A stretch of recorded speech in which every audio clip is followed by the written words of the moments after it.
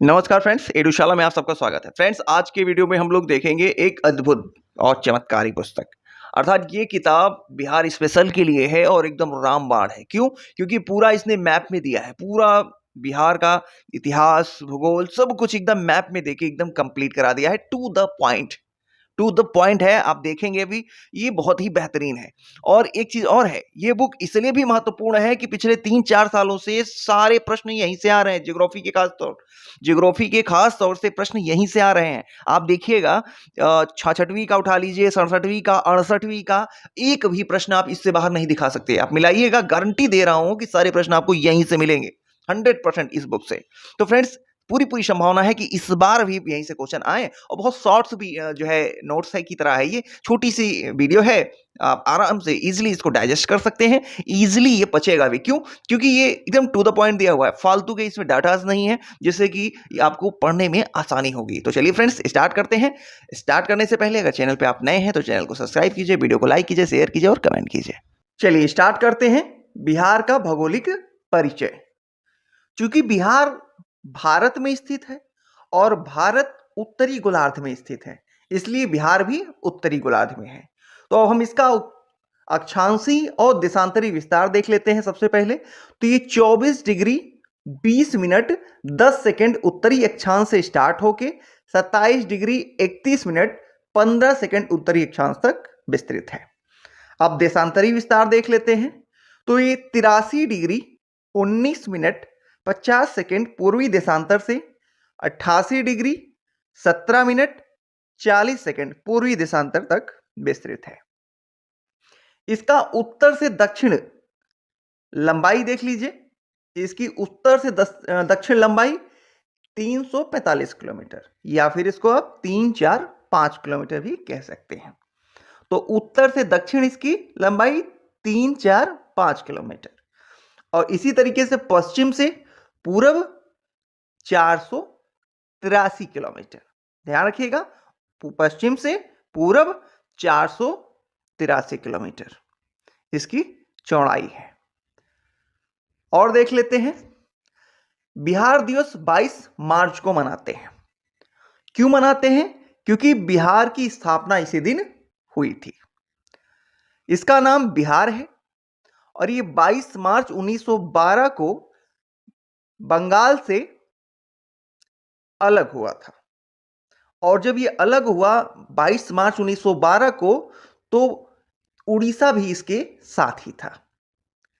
1 अप्रैल 1936 को उड़ीसा भी इससे अलग हो गया और अंततः 15 नवंबर 2000 को झारखंड भी इससे अलग हो गया और वर्तमान बिहार का स्वरूप सामने आया।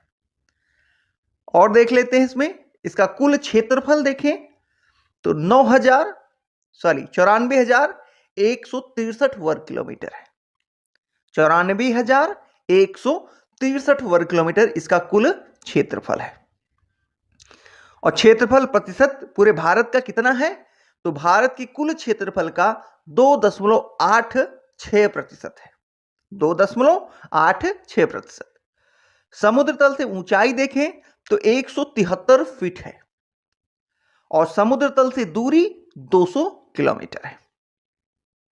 इसके दक्षिण में झारखंड स्थित है, पूरब में पश्चिम बंगाल, दक्षिण में झारखंड, उत्तर में नेपाल और पश्चिम में उत्तर प्रदेश स्थित है। आगे देखते हैं बिहार का भौगोलिक परिचय। बिहार का सबसे बड़ा जिला जहां पे सर्वाधिक अनुसूचित जनजातियां भी हैं, वो है पश्चिमी चंपारण। ध्यान रखिएगा, पश्चिमी चंपारण बिहार का सबसे बड़ा जिला है और सर्वाधिक अनुसूचित जनजातियां अर्थात एसटी पश्चिम चंपारण में ही हैं। सबसे छोटा जिला शिवहर है। और ये क्षेत्रफल के अनुसार बात हो रही है। सबसे छोटा जिला शिवहर और सर्वाधिक जनघनत्व भी शिवहर का है। तो ध्यान रखिएगा, शिवहर सबसे छोटा जिला है और साथ ही इसका जनघनत्व भी सर्वाधिक है। अब देखेंगे सहरसा, न्यूनतम महिला साक्षरता सहरसा में है, न्यूनतम महिला साक्षरता सहरसा में है। अब देखेंगे सर्वाधिक दशकीय वृद्धि दर, तो मधेपुरा में, मधेपुरा, तो मधेपुरा में सर्वाधिक दशकीय वृद्धि है, तो सर्वाधिक दशकीय वृद्धि मधेपुरा। सर्वाधिक वर्षा 112 सेंटीमीटर होती है, ध्यान रखिएगा, औसत वर्षा 112 सेंटीमीटर है और सर्वाधिक वर्षा किशनगंज में होती है और यहीं पे सबसे ज्यादा अनुसूचित जातियां अर्थात एससी हैं। तो किशनगंज में सर्वाधिक वर्षा, साथ ही सबसे अधिक अनुसूचित जनजातियां हैं। पूर्णिया देखें तो पूर्णिया सबसे कम साक्षरता वाला है, सबसे कम साक्षरता वाला जिला पूर्णिया है और न्यूनतम पुरुष साक्षरता वाला जिला भी पूर्णिया ही है। और न्यूनतम महिला वाला कौन सा था? सहरसा था। न्यूनतम महिला साक्षरता सहरसा था और न्यूनतम पुरुष साक्षरता पूर्णिया है। आगे देखेंगे न्यूनतम लिंगानुपात, तो न्यूनतम लिंगानुपात मुंगेर में है, न्यूनतम लिंगानुपात मुंगेर में है और सबसे कम जनसंख्या शेखपुरा। वैसे भी शेखों की जनसंख्या कम है हमारे यहां, तो सबसे कम जनसंख्या शेखपुरा। अब देखेंगे सर्वाधिक जनसंख्या कहां है और सर्वाधिक नगरीकरण कहां हुआ है। तो सबसे अधिक जनसंख्या और सबसे अधिक नगरीकरण पटना में है, तो ध्यान रखिए, सर्वाधिक जनसंख्या और सबसे अधिक नगरीकरण पटना में है। सबसे कम तापमान और सबसे अधिक तापमान दोनों गया में होता है। सबसे ज्यादा अनुसूचित जाति, सबसे ज्यादा अनुसूचित जाति कहां पे है? तो ये गया में ही है, ध्यान रखिएगा, सबसे अधिक अनुसूचित जाति गया में है। सबसे कम वर्षा औरंगाबाद में होती है, सबसे कम वर्षा औरंगाबाद में। सर्वाधिक साक्षरता रोहतास में है, सबसे अधिक पुरुष साक्षरता ये भी रोहतास में और सर्वाधिक महिला साक्षरता ये भी रोहतास में ही है। तो ध्यान रखिए, सर्वाधिक साक्षरता पूछेगा तो भी रोहतास, सर्वाधिक पुरुष साक्षरता तो भी रोहतास और सर्वाधिक महिला साक्षरता रोहतास। न्यूनतम जनघनत्व, न्यूनतम जनघनत्व कैमूर का है। सर्वाधिक लिंगानुपात गोपालगंज का है और न्यूनतम अनुसूचित जनजाति, तो ध्यान रखिएगा, न्यूनतम अनुसूचित जनजाति गोपालगंज में ही है और न्यूनतम 10 की वृद्धि दर भी गोपालगंज में है। आगे देख लेते हैं, चलिए अब बिहार का राजनीतिक परिचय देख लेते हैं। तो बिहार में 9 प्रमंडल है, जिलों की संख्या 38 है और नया जिला अरवल बना है। अनुमंडलों की संख्या 101 है और प्रखंड जो है वो 534 है। तो ध्यान रखिएगा, प्रमंडल 9, जिले 38, अनुमंडल 101, प्रखंड 534 और ग्रामों की संख्या 8387 है। और जो वार्ड है वो प्रशासन की न्यूनतम इकाई है और जो सबसे नया जिला है वो अरवल है। अब देखेंगे हम लोग कि बिहार में जनसंख्या कितनी है। तो बिहार में 10,40,99,452, याद कर लीजिए, एकदम एग्जैक्ट फिगर याद कर लीजिए, 10,40,99,452। मेरे साथ बोलिए, 10,40,99,452, 10,40,99,452, रट लीजिए एकदम। और जनसंख्या प्रतिशत देखें ना, तो देश की कुल जनसंख्या का 8.6% जनसंख्या बिहार में निवास करती है और ये देश में तीसरे स्थान पे है जनसंख्या के दृष्टि से। और लिंगानुपात बिहार का देखें तो 918 है, बिहार का लिंगानुपात 918 है। लिंगानुपात शिशु की दृष्टि से देखें तो शिशु लिंगानुपात 935 है। ध्यान रखिएगा, बिहार में ओवरऑल लिंगानुपात 918 और शिशु लिंगानुपात 935 है। 10 की वृद्धि देखें तो 25.4%, 10 की वृद्धि 25.4%। और जनसंख्या घनत्व देखेंगे तो 1106 है, जनसंख्या घनत्व 1106 है और देश में जनसंख्या घनत्व के मामले में बिहार पहले स्थान पे है। ठीक है। और साक्षरता दर देख लें तो बिहार में कुल साक्षरता 61.8% है, 61.8%। तो आप ऐसे इसको करिएगा कि 61.8 बीच में रख दीजिए और एक साइड कम कर दीजिए 10, यहां 51 कर दीजिए और यहां पे आप 71 कर दीजिए। अब ऐसे याद रखिएगा कि बीच में 61 है और 51 महिलाओं और पुरुष 71। तो कुल साक्षरता 61.8 और महिला साक्षरता 51.5 और पुरुष साक्षरता 71.2।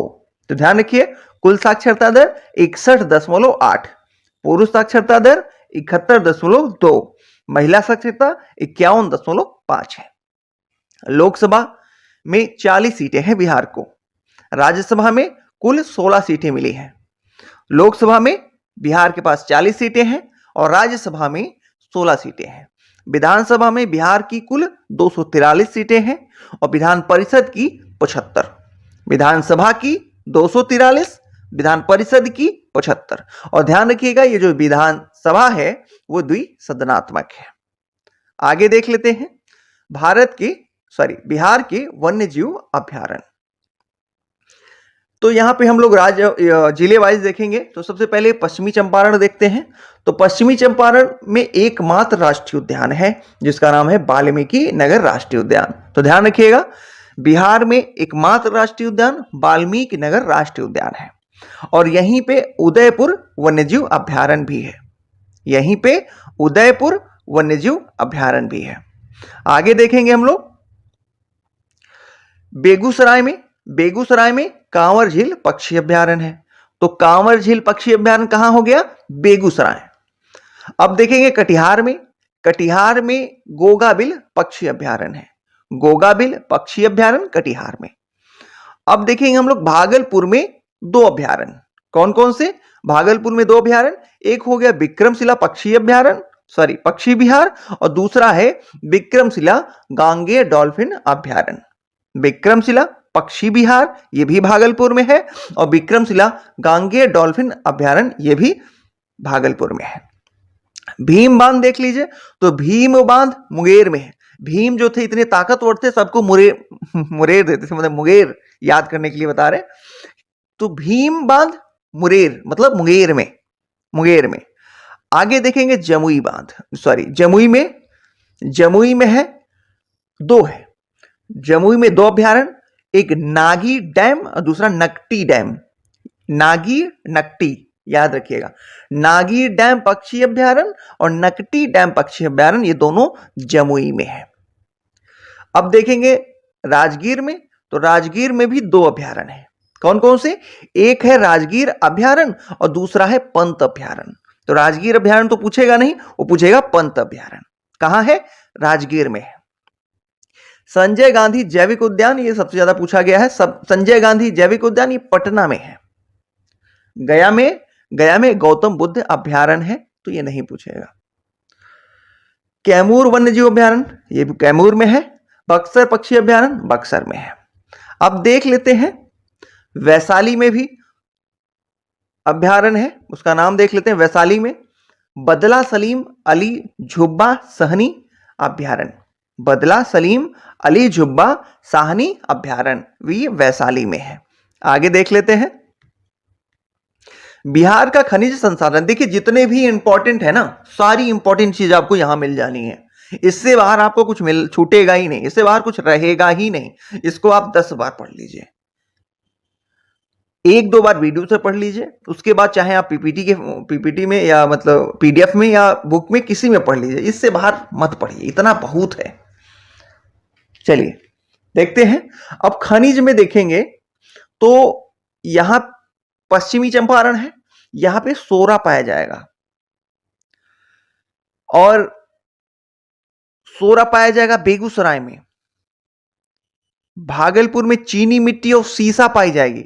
ध्यान रखिएगा पश्चिमी चंपारण सोरा, बेगूसराय सोरा, भागलपुर में चीनी मिट्टी और सीसा। भागलपुर में चीनी मिट्टी और सीसा मिलेगा। अब देखेंगे मुंगेर में, तो मुंगेर में कई खनिज हैं। कौन कौन से? Soap stone, silica, sand, bauxite, quartzite और चीनी मिट्टी। ध्यान रखिएगा, soap stone, silica sand, bauxite, quartz और चीनी मिट्टी ये मुंगेर में पाए जाएंगे। ठीक है, तो बॉक्साइट और चीनी मिट्टी जरूर ध्यान रखिएगा, बॉक्साइट और चीनी मिट्टी। चीनी मिट्टी भागलपुर और मुंगेर दोनों में है। मुंगेर में केवल देख लेंगे तो soap stone, silica sand, bauxite, quartz और चीनी मिट्टी। क्वार्ट्ज और फेल्सपर साथ ही सोना जमुई में पाया जाएगा। जमुई में क्वार्ट्ज पाया जाएगा, फेल्सपर पाया जाएगा और सोना पाया जाएगा। नवादा में अभ्रक पाया जाएगा। नवादा में अभ्रक पाया जाएगा। और इस बार जो बिहार का एग्जाम हुआ जिसमें कैंसिल हुआ जो कि एग्जाम, यही देखिए अभ्रक, अभ्रक ही पूछा हुआ था। तो अभ्रक दोनों जगह, नवादा और नवादा से जुड़ा हुआ गया क्षेत्र, ये दोनों में अभ्रक पाया जाएगा। और यूरेनियम और लिथियम ये गया में पाया जाएगा। तो ध्यान रखिएगा, गया में 3 खनिज, उंगलियों पे एकदम रटे होने चाहिए आपके। गया में 3 खनिज, अभ्रक, यूरेनियम और लिथियम। अभ्रक, यूरेनियम और लिथियम ये गया में। औरंगाबाद में कोयला पाया जा रहा है। ध्यान रखिएगा, कोयला और किसी भी क्षेत्र में नहीं है, औरंगाबाद में। औरंगाबाद में कोयला है। चूना पत्थर, चूना पत्थर ये कैमूर और रोहतास के क्षेत्र में मिलेगा। चूना पत्थर कैमूर और रोहतास के क्षेत्र में। और रोहतास में ढेर सारे खनिज हैं। तो चूना पत्थर, पाइराइट, डोलामाइट और गंधक। ध्यान रखिए, रोहतास में चूना पत्थर, पाइराइट, डोलामाइट और गंधक पाए जाएंगे। सोरा, सोरा हमने बताया, तो सोरा कुल 3 क्षेत्रों में, एक तो पूर्वी चंपारण, दूसरा बेगूसराय और तीसरा सारण, इन 3 क्षेत्रों में सोरा पाया जाएगा। तो ये आपके खनिज हो गए। इनको आप एकदम स्क्रीनशॉट लेके कंप्लीट कर लीजिए, क्योंकि हर साल खनिज से आने ही है क्वेश्चन, श्योर आएगा, इस बार भी आएगा। आगे देखते हैं बिहार की नदियां। ये बहुत ही इंपॉर्टेंट टॉपिक है। तो थोड़ा प्रिंट गड़बड़ है लेकिन काम चला लेंगे। चलिए देखते हैं बिहार की नदियां। तो बिहार 2 हिस्सों में बटा है, आपको पता है। बीचों बीच इसको ये रेखा जो नदी बांटती है, गंगा नदी, ये इसको उत्तर और दक्षिण में डिवाइड कर देती है। तो बिहार में जो नदियां हैं, नदियों में जो मानसूनी नदियां हैं वो दक्षिण में है। ये सिर्फ मानसून के दौरान सक्रिय रहेंगी। और बाकी जो सदाबहार नदियां हैं वो उत्तर में पाई जाएंगी। इसी कारण बाढ़ की सिचुएशन भी इसी क्षेत्र में है। तो चलिए फटाफट देख लेते हैं कौन कौन सी नदियां हैं। और यही जो जो पॉइंट बनते हैं ना प्रश्न, वही वही दिया हुआ है इसमें। चलिए सबसे पहले देखेंगे पश्चिमी चंपारण क्षेत्र से। तो ये बूढ़ी गंडक उठाते हैं, या गंडक उठा लीजिए, गंडक उठाते हैं। गंडक को देखेंगे, इसका जो उद्गम है वो नेपाल हिमालय से होता है। गंडक का उद्गम नेपाल हिमालय से होता है और ये गंगा नदी में पहलेजा घाट में आके मिल जाती है। कहां पे? पहलेजा घाट में आके गंगा नदी से मिल जाती है। और इस दौरान ये कुल 640 किलोमीटर की सफर करती है। इसकी जो लंबाई है कुल वो 640 किलोमीटर हो जाएगी। घाघरा, और उसके बाद बूढ़ी गंडक देख लेते हैं। बूढ़ी गंडक ये चौतरबा और विशंभरपुर पश्चिमी चंपारण से निकलती है। इसको चौबटिया भी बोलते हैं।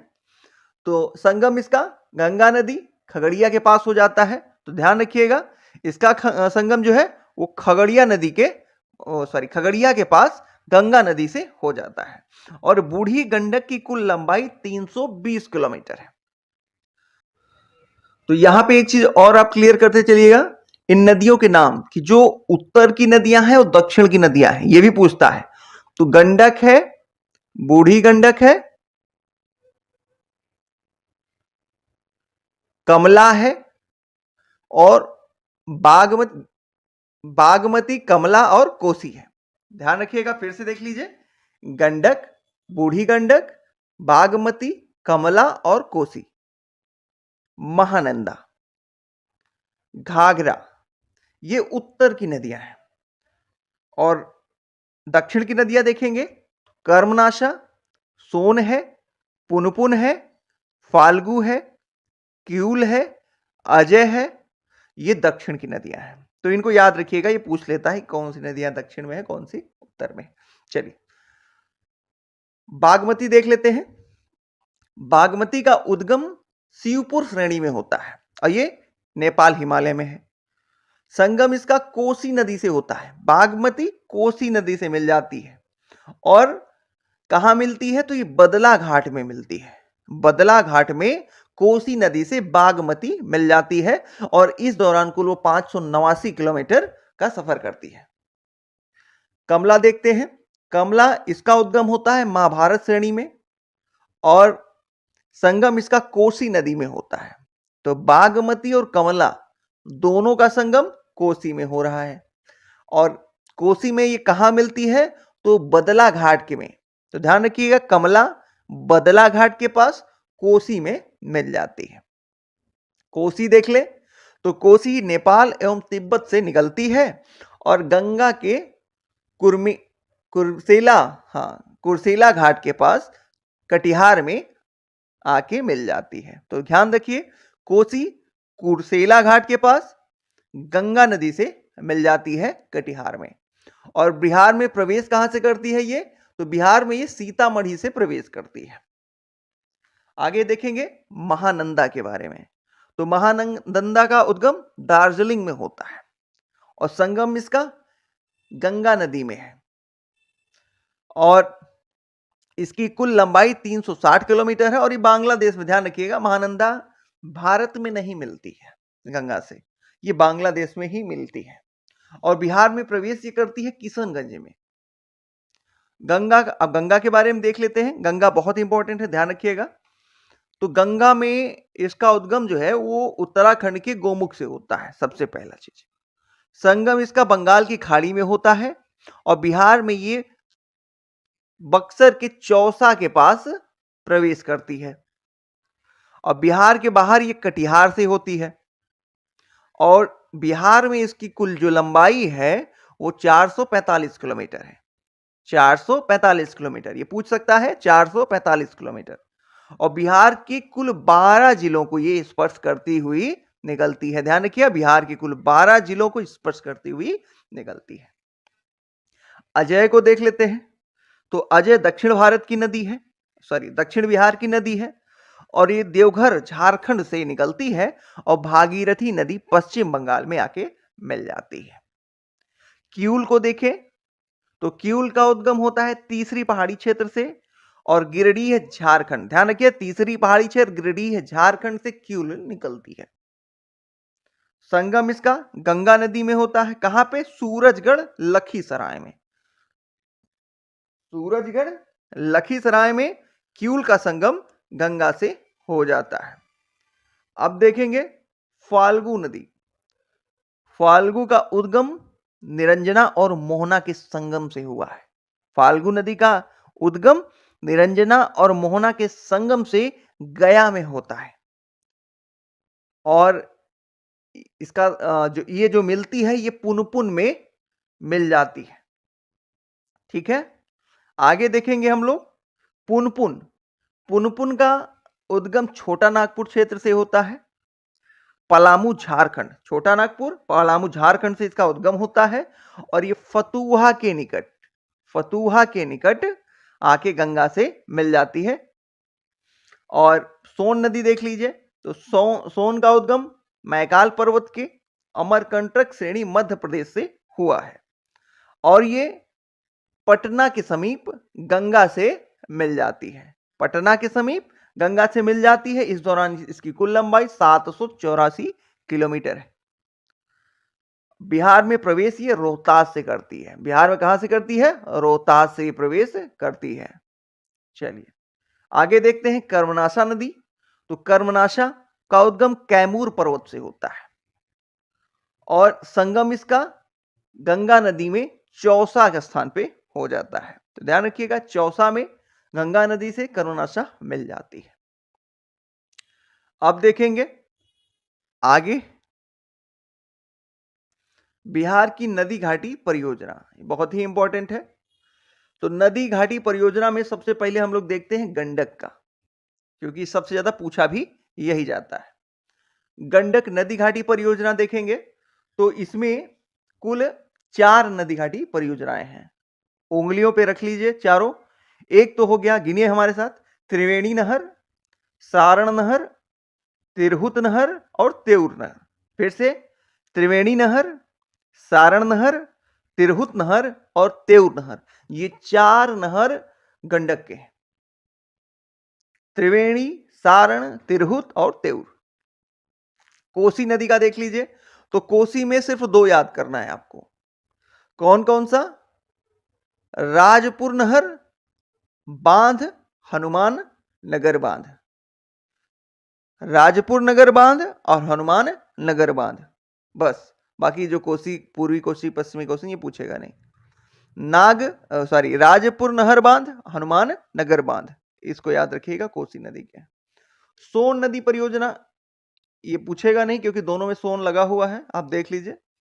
बिहार की पहली नदी जोड़ो परियोजना कोसी मेची नदी जोड़ो परियोजना है। ध्यान रखिएगा, बिहार की पहली नदी जोड़ो परियोजना कोसी मेची नदी जोड़ो परियोजना है। बिहार में सबसे ज्यादा सिंचाई नहरों के द्वारा होती है। चलिए देखते हैं बिहार के जलप्रपात और झील। नोट है, कांवर झील के पास शोध कार्य के लिए बर्ड बैंडिंग स्टेशन की स्थापना हुई है तथा भागलपुर में बर्ड रिंगिंग स्टेशन की स्थापना हुई है। ध्यान रखिएगा, कांवर झील के पास बर्ड बैंडिंग स्टेशन और भागलपुर में बर्ड रिंगिंग स्टेशन की स्थापना हुई है। आगे देखेंगे तो ये जितने भी दिए हुए हैं उसको आप देख लीजिए, लेकिन सब उतने इंपॉर्टेंट नहीं है, इसमें थोड़ा ज्यादा दिया है, कोई बात नहीं, देख लीजिए। जियारखंड ये फुलवरिया नदी पे है। रमिक कुंड, तो रामिक कुंड ये गायघाट नदी पर है।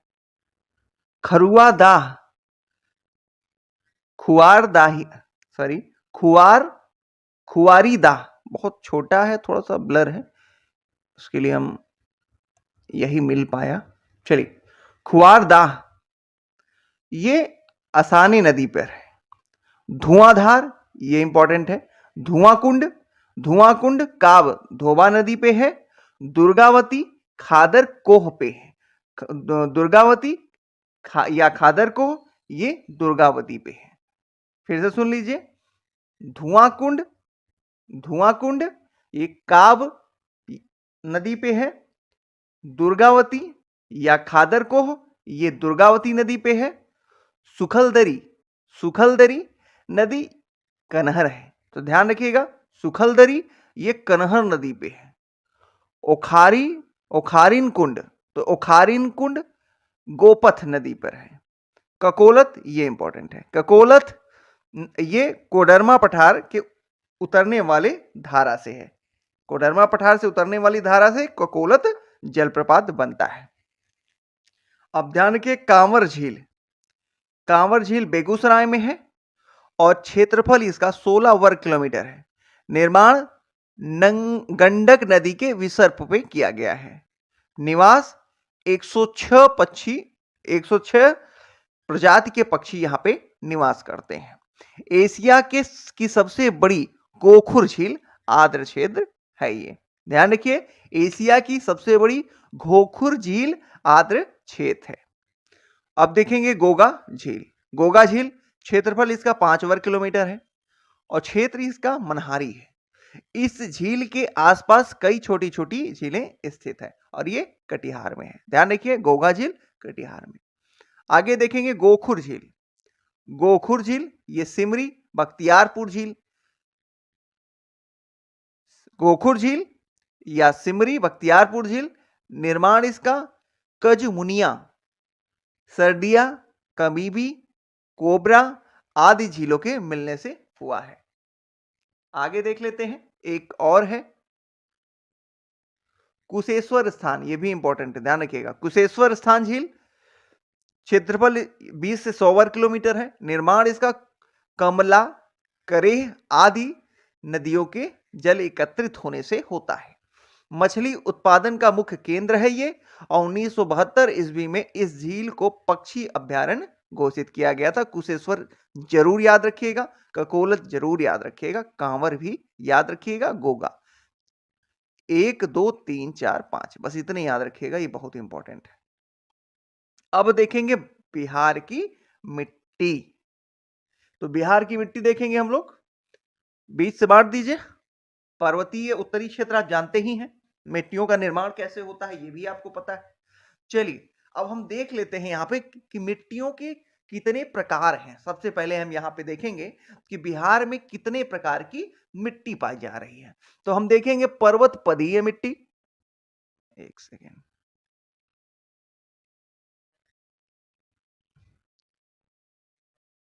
सबसे पहले देखेंगे पर्वत पदीय मिट्टी, फिर देखेंगे तराई मिट्टी, फिर देखेंगे खादर मिट्टी, टाल मिट्टी, पीली लाल पीली मिट्टी, करैल केवाल मिट्टी। देख लीजिए, पहले सिर्फ नाम सुन लीजिए इनके, उसके बाद क्षेत्र हम डिस्कस करेंगे बाद में। करैल केवाल मिट्टी, लाल बलुई मिट्टी और बांगर मिट्टी। तो ध्यान रखिएगा, असल में जो यहाँ पे 3 3 6 2 8 प्रकार की मिट्टियां दी हुई हैं, ये 8 प्रकार की मिट्टी होती ही नहीं।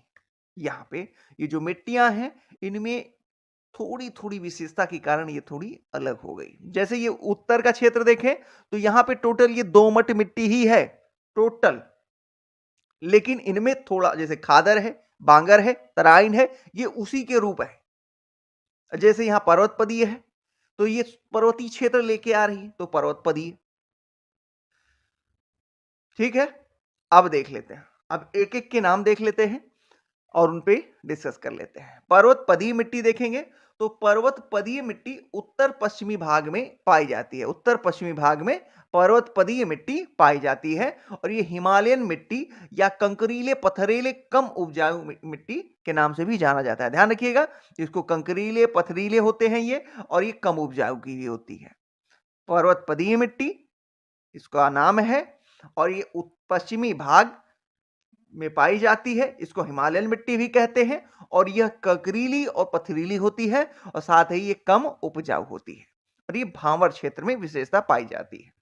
तराई मिट्टी देखिए, देखते चलिएगा जो लगा रहे हैं, तो ये तराई क्षेत्र है। तराई मिट्टी देखिए, तराई क्षेत्र में ये उत्तरी नेपाल के सीमावर्ती क्षेत्र में चंपारण से किशनगंज तक के पूरे क्षेत्र में पाई जा रही है। ये यहाँ पे तराई मिट्टी पाई जा रही है। अब उसके बाद देखेंगे खादर मिट्टी।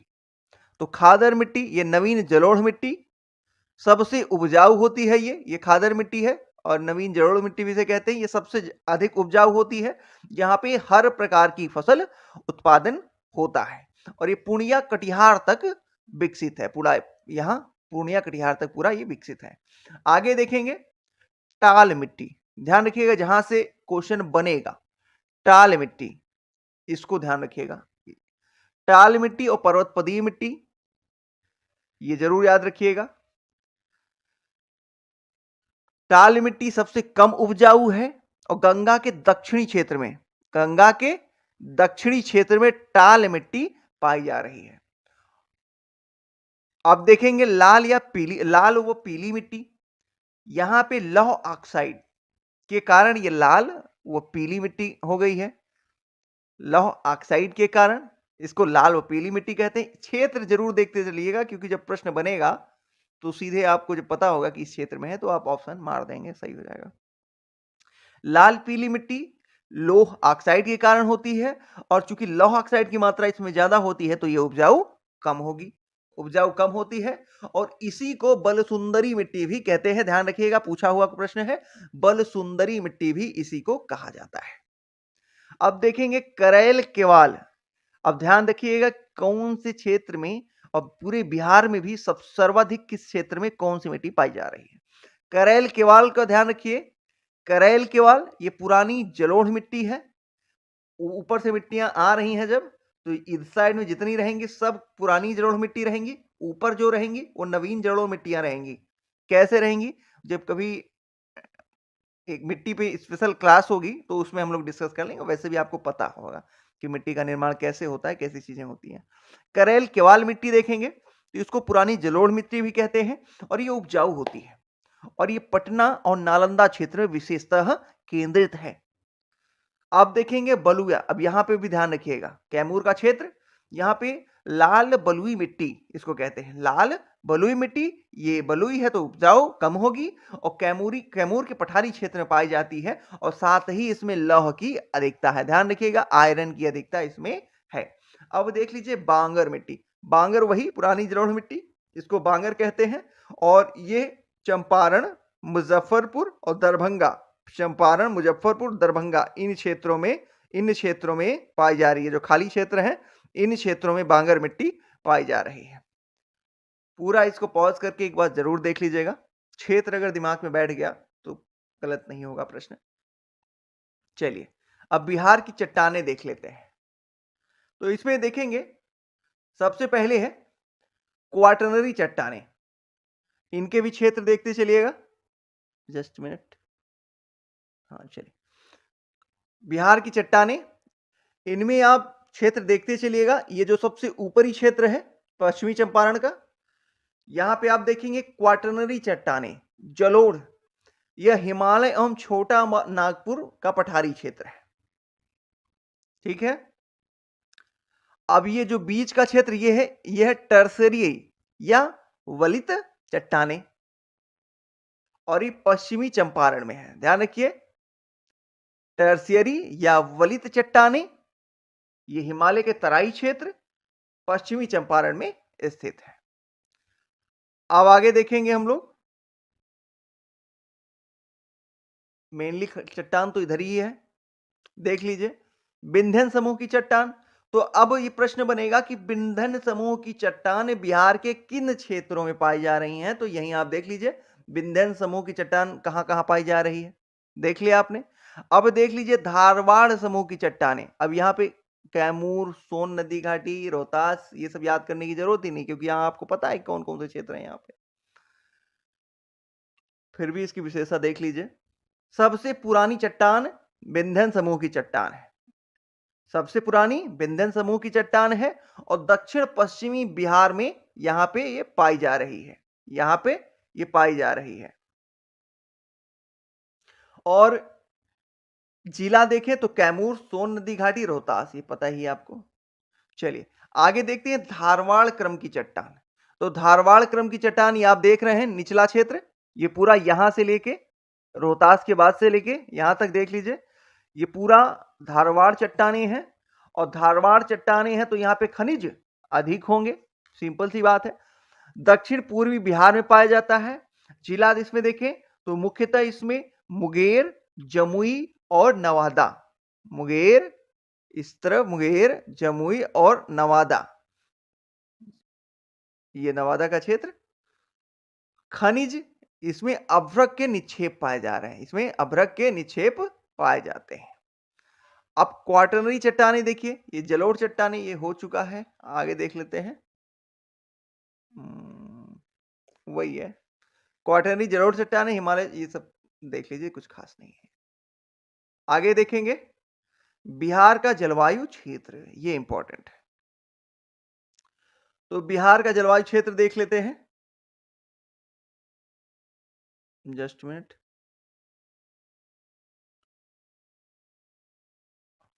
चलिए तो बिहार का जलवायु क्षेत्र में जलवायु बिहार की कैसी है, तो उष्ण कटिबंधीय मानसूनी जलवायु है बिहार की। बिहार की जलवायु कैसी है, उष्ण कटिबंधीय मानसूनी जलवायु है और औसत वार्षिक वर्षा जो है यहाँ पे 112 सेंटीमीटर है। और इसको मुख्यतः 3 जोन में बांटा गया है और उसके बाद उसी को सेपरेट कर दिया गया ए बी में, वो हम देख लेते हैं आगे। सबसे पहले जोन ए देखेंगे, जोन 1 में, जोन 1 में CWA, CW और CW भी देखिए कैसा, कहां पे बड़ा हो रहा है कहां छोटा, ये ध्यान, कैपिटल और स्मॉल ध्यान रखिएगा। CWA उत्तर पश्चिमी जलोढ़ मैदान है और इसके अंतर्गत 13 जिले आते हैं। तो उत्तर पश्चिमी जलोढ़ मैदान इस बार पूछा भी हुआ है, सबसे सर्वाधिक कृषि क्षेत्र किसके अंतर्गत आते हैं, इसी बार जो कैंसिल हुआ है उसी एग्जाम में पूछा गया है ये क्वेश्चन। तो सर्वाधिक जिले किस कृषि क्षेत्र में आते हैं आपको दिख गया होगा। और इस ये जोन 1 है, जोन 1 है, उत्तर पश्चिमी जलोढ़ मैदान, और यहाँ पे हर प्रकार की फसल पाई जाती है। चलिए आगे देखते हैं। अच्छा, एक चीज तो आपको पता है कि बिहार के पूर्वी हिस्से में बारिश ज्यादा होती है, तो वहां आर्द्र जलवायु है। पूर्वी भाग में आर्द्र जलवायु, पश्चिमी भाग में चूंकि बारिश की संख्या मात्रा पूरब की अपेक्षा कम है, तो ये शुष्क जलवायु है। ठीक है, और जोन 2 देख लेते हैं। ये भी CWA टाइप की ही है, और यह भी उत्तर पूर्वी जलोढ़ मैदान भी है, और इसके अंतर्गत 8 जिले आते हैं। उत्तर पूर्वी के अंतर्गत, उत्तर पश्चिमी क्षेत्र के अंतर्गत 13 जिले, उत्तर पश्चिमी क्षेत्र के अंतर्गत 13 जिले, उत्तर पूर्वी क्षेत्र के अंतर्गत 8 जिले। ध्यान रखिएगा, यहाँ पे 8 जिले हैं। ये दिया भी हुआ है, आप जिले देख सकते हैं कौन कौन से जिले हैं। अब आगे देखेंगे जोन 3, जोन 3, जस्ट मिनट, चलिए जोन 3 A, इसको CSA दक्षिण पूर्वी जलोढ़ मैदान, दक्षिणी पूर्व जलोढ़ मैदान, और इसके अंतर्गत 6 जिले सम्मिलित हैं। आप देख सकते हैं कौन कौन से जिले हैं, 6 जिले। अब देखेंगे बिहार की जलवायु कोपेन के अनुसार CWG वर्ग के अंतर्गत आती है। अब देखेंगे CWA और CSA से प्रदर्शित किया गया है। इसी CWA को ही 2 वर्गों में कैटेगराइज कर दिया गया, जिसको एक कह दिया गया CWA और CSA। जो उत्तरी क्षेत्र है CWA हो गया, और जो दक्षिणी क्षेत्र है वो CSA हो गया। ऐसे याद रखिए, दक्षिणी क्षेत्र CSA के अंतर्गत आएगा, और उत्तरी क्षेत्र CWG के अंतर्गत आएगा। और अगर ओवरऑल पूछेगा तो ओवरऑल CWG होगा। ध्यान रखिएगा, उत्तरी क्षेत्र CWA के अंतर्गत, दक्षिणी क्षेत्र CWS के अंतर्गत, और ओवरऑल पूछेगा, बिहार का पूरा पूछेगा तो CWG के अंतर्गत। अब देख लेते हैं जोन 3B, तो ये भी CSA टाइप का है, और इसके अंतर्गत ये दक्षिण पश्चिमी है, और इसके अंतर्गत 11 जिले हैं। इसके अंतर्गत 11 जिले सम्मिलित हैं। चलिए, बहुत ही महत्वपूर्ण चीज है, अगर दिमाग में बैठ जाए आपके तो CSA एक बहुत सारे क्वेश्चन इस बार भी इस चीज से निकले हुए हैं, कई सारे क्वेश्चन, बहुत अच्छा कंटेंट। चलिए आगे देखते हैं बिहार का भौगोलिक विभाजन।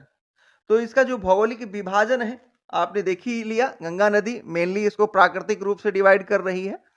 तो इसका जो मेन विभाजन है वो पर्वतीय क्षेत्र, पठारी क्षेत्र और मैदानी क्षेत्र, 3 हिस्सों में कर दीजिए इसको।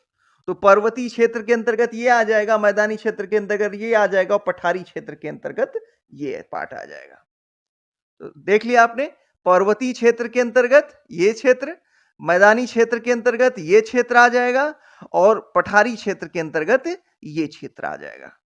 अब चलिए एक एक की विशेषता देख लेते हैं। देखिए, ये सेपरेट एक वीडियो हो अलग से जो भौगोलिक विभाजन पे बनाया जाए, तो उसको थोड़ा डिटेल में समझाया जा सकता है। अब यहाँ कम टाइम में हमको सब पढ़ाना है, और उसी में अगर ज्यादा डिटेल में चले जाए तो आप भी बोर होंगे, और दूसरी चीज है कि इतना टाइम भी नहीं होगा। उत्तर पर्वतीय भाग, अब देखेंगे सबसे पहले पर्वतीय भाग में, उत्तर पर्वतीय भाग में ये शिवालिक श्रेणी का क्षेत्र है, शिवालिक हिमालय श्रेणी का क्षेत्र है, और कुल क्षेत्र ये 932 किलोमीटर है। और इसको जो विभाजित किया गया, तो इसको 3 भागों में विभाजित किया गया। कौन कौन से? तो कहा गया पहला ये रामनगर दून है, पहला क्षेत्र रामनगर दून है, ऊपरी क्षेत्र रामनगर दून हो गया, और इसकी जो चौड़ाई है वो 6 से 8 किलोमीटर है। इस क्षेत्र की चौड़ाई जो है वो 6 से 8 किलोमीटर है। और कहा गया दूसरा हिस्सा, तो कहा गया ये दूसरा हिस्सा दून घाटी है, दून घाटी, और इसको बोलेंगे रामनगर दून और सोमेश्वर घाटी के बीच। ये देखिए, ये सोमेश्वर घाटी है और ये रामनगर दून है। ये सोमेश्वर घाटी और ये रामनगर दून, इनके मध्य स्थित है ये दून घाटी दूसरा। अब तीसरा देखेंगे सोमेश्वर की पहाड़ियां। तो सोमेश्वर की पहाड़ियां जो है ये त्रिवेणी नहर का उद्गम यहीं से होता है। ध्यान रखिएगा, त्रिवेणी नहर का उद्गम यहीं सोमेश्वर की पहाड़ियों से ही होता है। और इस सोमेश्वर की पहाड़ी की चोटी जो है वो सबसे ऊंची चोटी 874 मीटर है। अब देखेंगे मैदानी भाग, मैदानी भाग की विशेषता क्या है? तो मैदानी भाग ये मध्य गंगा का मैदान ये 95% है। बिहार का 95% क्षेत्र जो है वो मैदानी भाग के अंतर्गत आता है। और मैदानी भाग को पुनः दो भागों में बांट दिया गया, एक कहा गया उत्तरी मैदान है, दूसरा कहा गया दक्षिणी मैदान है। तो उत्तरी मैदान और दक्षिणी मैदान, अब ध्यान रखिए दोनों की विशेषता भी अलग है। अब देखिए यहां पे आपको दिख रहा है ढाल, तो ये जस्ट मिनट, तो ये ढाल आप देख रहे हैं, ये बीचों बीच उठा हुआ, देख रहे हैं ये दोनों तरफ से ढाल, ये ऐसे इसे जस्ट सेकेंड, क्या, चलिए दोनों तरफ से देख रहे हैं ढाल इस तरीके से है, यहां पे बीच में गड्ढा, गंगा नदी बह रही है। फिर तो अब देखिए यहां पे देखेंगे कि दक्षिण गंगा के मैदान की औसत ढाल, ये जो दक्षिण गंगा की मैदान है इसका जो औसत ढाल है वो जो दक्षिण गंगा के मैदान का औसत ढाल है वो दक्षिण से उत्तर की ओर, दक्षिण से बताया गया, मैंने बता दिया पहले, दक्षिण से उत्तर की ओर है। ठीक है, नोट देखेंगे यहां पे गंगा के मैदानी भाग की ढाल प्रति किलोमीटर 6 सेंटीमीटर है। गंगा के मैदानी भाग का ढाल जो है वो 6 सेंटीमीटर प्रति किलोमीटर है। अब देख लेंगे पठारी क्षेत्र, तो पठारी क्षेत्र मुख्यतः तो चला गया झारखंड में, जो थोड़ा सा बचा है वही देख लीजिए। दक्षिणी पठारी क्षेत्र, यहां पे खनिज की अधिकता होती है और रोहतास क्षेत्र में पाइराइट पाया जाता है मुख्यतः। अब देखेंगे बिहार के वन, तो बिहार में कुल 2 प्रकार के वन पाए जाते हैं, एक तो कहते हैं आर्द्र पर्णपाती वन और दूसरे को कहते हैं शुष्क पर्णपाती वन। अब देखेंगे वन, वन तो वनावरण देखेंगे कहां पे कितना हुआ है, वैसे इनको डायरेक्ट एग्जैक्ट फिगर याद करने की जरूरत नहीं है कि कहां वनावरण कितना हुआ है, बस हम ये देख लेते हैं कि जो हमारे एग्जाम के लिए इंपॉर्टेंट हो। आप देखना चाहें तो आप स्क्रीनशॉट लेके देख सकते हैं पूरा, लेकिन इंपॉर्टेंट नहीं है। देखिए सबसे कम वनावरण कहां है, जहानाबाद में है, और सबसे अधिक वनावरण प्रतिशत की दृष्टि से बांका में है। ठीक, अब ये कुछ फैक्ट है, पॉइंट 1 देख लेते हैं। आर्द्र पर्णपाती वन ऐसे स्थानों पर पाए जाते हैं जहां वर्षा 120 सेंटीमीटर से अधिक होती है, और बिहार में तराई क्षेत्र व सोमेश्वर, तराई क्षेत्र, ये बिहार का ये तराई क्षेत्र, तराई क्षेत्र व सोमेश्वर दून क्षेत्र, ये सोमेश्वर दून क्षेत्र था, सोमेश्वर दून क्षेत्र में इस प्रकार के वन पाए जाते हैं। और इस श्रेणी के वनों में कौन कौन से शामिल हैं, तो साल है, अशोक है, केन है, आम है और जामुन है, जो इस तरह के वनों की श्रेणी में, मतलब आर्द्र पर्णपाती वन की श्रेणी में आते हैं। और वो कहां पाए जाते हैं, यह इधर, ये तराई क्षेत्र और इधर सोमेश्वर की पहाड़ी के क्षेत्र में। अब दूसरा देख लेते हैं, दूसरा है शुष्क पर्णपाती वन। बिहार में पहले ही बताया कि 2 प्रकार के, एक आर्द्र पर्णपाती वन जो कि इधर और यहां पाए जा रहे हैं, और दूसरे हैं शुष्क पर्णपाती वन। ये कहां पाए जा रहे हैं, तो ये वन ऐसे स्थानों पर पाए जाएंगे जहां वार्षिक वर्षा 120 सेंटीमीटर से कम होगी। जब 120 सेंटीमीटर से वार्षिक वर्षा कम होगी तो ये कहां पाए जाएंगे, बिहार के पूर्वी मध्यवर्ती इलाकों में, बिहार के पूर्वी मध्यवर्ती इलाकों में व दक्षिणी पठारी क्षेत्र में, दक्षिणी पठारी क्षेत्र में ये पाए जाएंगे इस प्रकार के वन। इन वनों में पाए जाने वाली वृक्ष की पत्तियां पतझड़ के मौसम में गिर जाती हैं, और इन वृक्षों में कौन कौन से वृक्ष शामिल हैं, तो देखेंगे कि इसका जो ये पठारी क्षेत्र है और ये पूर्वी मध्यवर्ती क्षेत्र है, इनमें साल, बांस, खैर, अमलतास, महुआ आदि वन पाए जाते हैं। ठीक है, और ध्यान रखिएगा भारतीय वन नियम 1952 में 33% वन की अनुशंसा की गई है कि किसी भी राज्य में 33% वन होना चाहिए। चलिए अब हो गया, और कुछ तो है नहीं, चलिए आगे देखते हैं। भारत की, बिहार की कृषि, तो बिहार की कृषि, चलिए एक नजर मार लेते हैं, वैसे कुछ खास है नहीं लेकिन देख लीजिए। दाल, दाल जो है, दाल बिहार में, दाल में हर प्रकार की दाल होती है, जिसमें मूंग है, अरहर है, मटर है, खेसारी है, सब होती है। वो खेसारी वो गाने वाले नहीं है, ये दाल है। खेसारी सब होती है। और ये मुख्यतः पटना दाल जो है मुख्यतः पटना, भोजपुर, औरंगाबाद और नालंदा के क्षेत्र में पाई जाएगी। गेहूं देखेंगे, गेहूं ये औसतन उत्पादन इसका 4 से 5 मीट्रिक या मिलियन टन है। दूध का उत्पादन देखेंगे तो 4 मिलियन या मीट्रिक टन है। नालंदा डेयरी 2013 में खुली, पूर्वी भारत की सबसे बड़ा डेयरी है ये नालंदा डेयरी। आप सब्जी देखें तो देश का 9.8 मतलब तीसरे स्थान पर देश के सब्जी के उत्पादन में बिहार है। और 11% क्षेत्र पर सकल बुआई होती है। फूल गोभी हाजीपुर वैशाली में पाई जाती है, सबसे अधिक फूल गोभी हाजीपुर वैशाली में। प्रमुख सब्जी देखें तो आलू, टमाटर, प्याज, फूल गोभी, बैगन है। प्रमुख जिले वैशाली, मुजफ्फरपुर, पश्चिमी चंपारण, पूर्वी चंपारण, कटिहार और बेगूसराय है।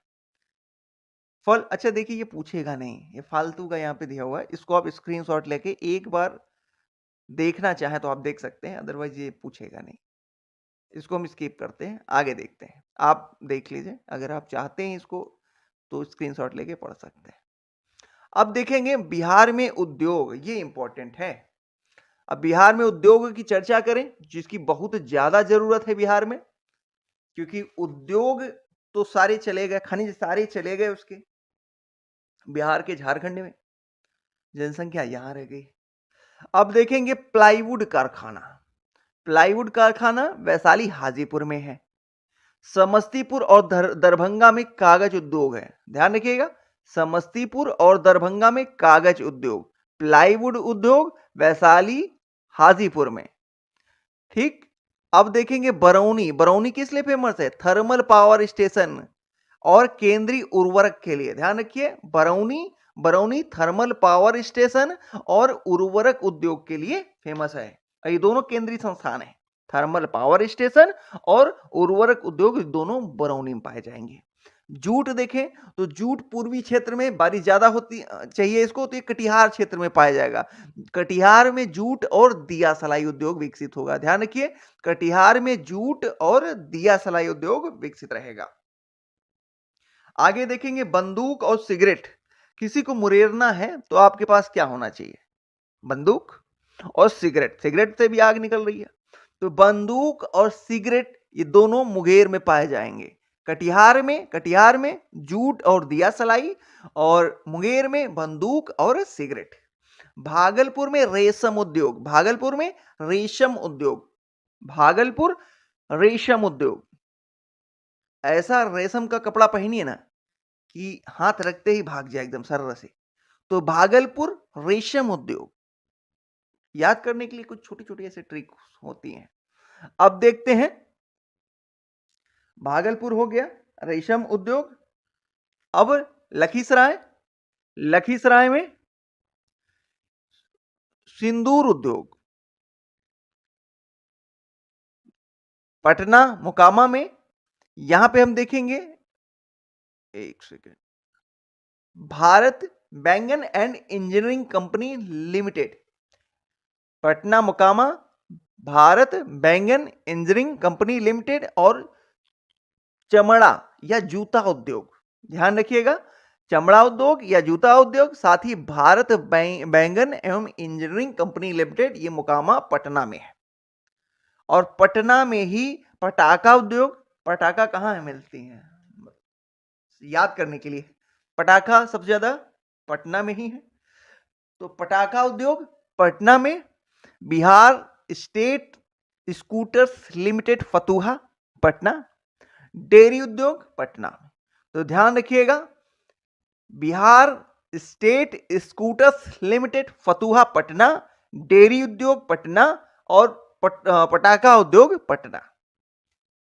ठीक है, आगे देखेंगे सूती वस्त्र, औरंगाबाद, औरंगाबाद में सूती वस्त्र, औरंगाबाद में सूती वस्त्र।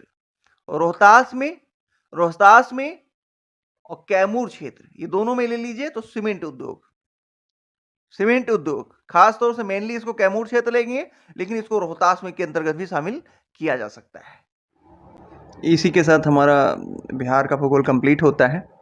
तो चलिए अगले वीडियो में हम लोग बिहार के इतिहास के फ्लो चार्ट के साथ मिलते हैं, और तब तक के लिए बाय बाय। लेकिन प्रेम मित्र, बहुत ही मेहनत लगती है, इस बात को आप समझिए। हम बहुत ही अपेक्षाओं के साथ वीडियो रिकॉर्ड करते हैं, और आप जब उस पर कमेंट नहीं करते, लाइक नहीं करते, शेयर नहीं करते, तो हम डीमोटिवेट होते हैं। और जब हम डीमोटिवेट होते हैं तो कहीं ना कहीं से ये आपका भी नुकसान होता है, क्योंकि जो कंटेंट हम लाने वाले होते हैं वो हम ला नहीं पाते हैं। आपसे गुजारिश है, रिक्वेस्ट है, प्रार्थना है कि आप चैनल को शेयर करें, वीडियो को लाइक करें, कमेंट करें। चलिए फ्रेंड्स, अगले वीडियो में बिहार के इतिहास से मिलते हैं।